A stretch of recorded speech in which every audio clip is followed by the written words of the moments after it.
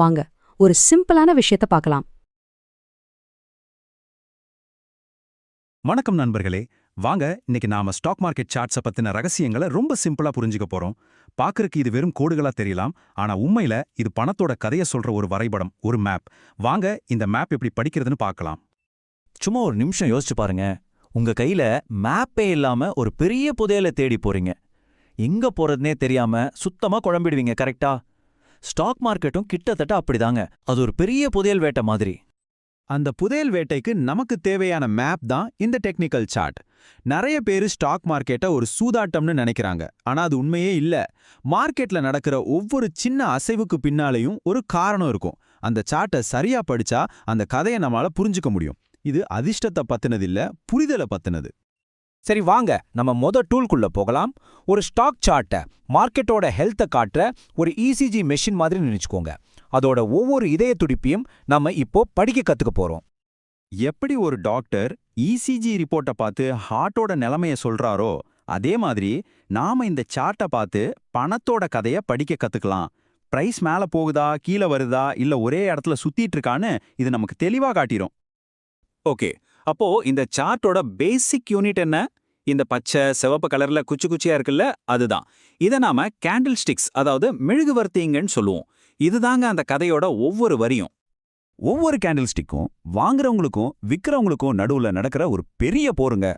வாங்குறவங்க, அதாவது காளைங்க ஜெயிச்சாங்கன்னா பிரைஸ் மேலே ஏறி அந்த கேண்டில் பச்சை கலர்ல மாறிடும்.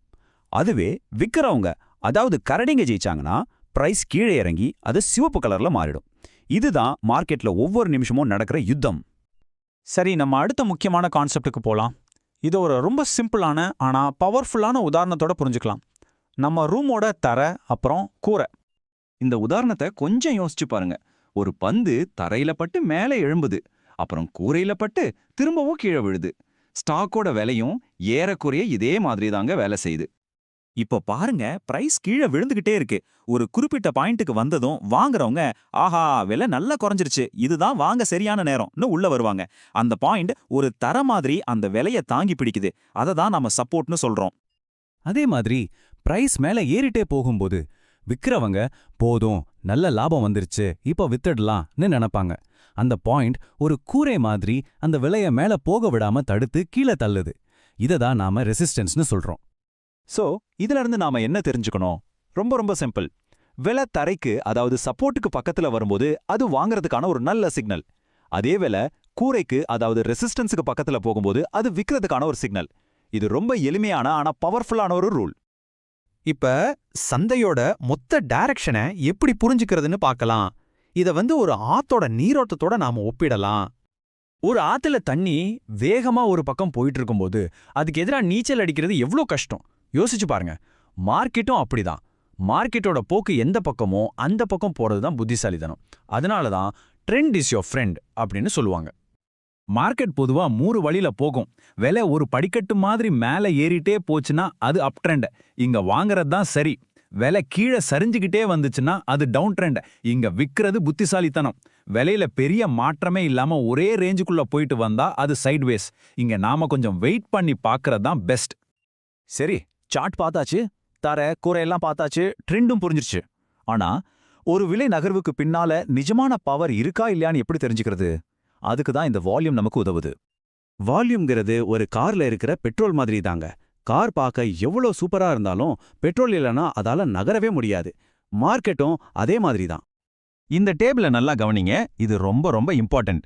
விலை மேல ஏறும்போது வால்யூமும் சேர்ந்து ஏறுச்சுன்னா அந்த ஏற்றம் உண்மையானது, ரொம்ப ஸ்ட்ராங்கானதுன்னு அர்த்தம். ஆனா விலை மட்டும் ஏறி வால்யூம் குறைஞ்சா அது ஒரு ஃபேக்கான மூவ்மெண்ட், அதாவது கார்ல பெட்ரோல் இல்ல, அது கொஞ்சம் தூரம் போயிட்டு நின்னுடும்னு அர்த்தம். சூப்பர். இப்போ உங்ககிட்ட சில முக்கியமான டூல்ஸ் இருக்கு. இதையெல்லாம் ஒன்னா சேர்த்து எப்படி யூஸ் பண்றதுன்னு பார்க்கலாம் வாங்க. நாம இதுவரைக்கும் பார்த்ததை சட்டுன்னு ஒரு தடவை பார்த்துடலாம்.